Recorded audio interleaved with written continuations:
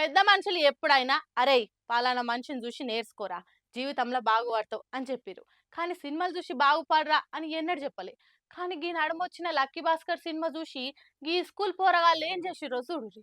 దాకా థియేటర్లో ఆడిన లక్కీ భాస్కర్ సినిమా ఎంతమంది చూసిర్రు? ఇప్పుడున్న దునియాల పైసా ఎంత ఇంపార్టెంటో, పైసలుంటే లోకం ఎంత మర్యాదిస్తుందో అట్లా బరాబర్ చూపించిర్రు. ఇప్పుడు ఆ సినిమా చూసి చాలా మంది అరే సంపాదిస్తే అట్లా సంపాదించాలరా మావా అనుకున్నారంతా. కానీ గిడ కనిపిస్తున్న 4 స్కూల్ పోరలు ఆ సినిమాను చూసి జర సీరియస్ గానే తీసుకుర్రు. మరీ ఎంత సీరియస్ అంటే సినిమాల హీరో ఎట్లా సంపాదిస్తాడో మేం కూడా అంత పైకం కూడా పెట్టేదాకా తిరిగి రామని ఇంట్లోకెళ్ళి వారిపోయిరట.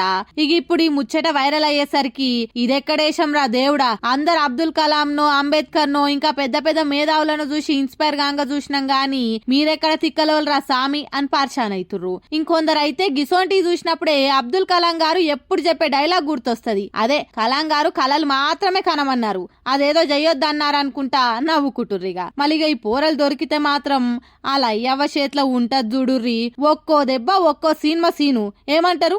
లేకుంటేంది బాడికి పోయి బుద్ధిగా చదువుకోర్రిరా అంటే వీళ్ళు చేసే వేషాలు గివ్వా?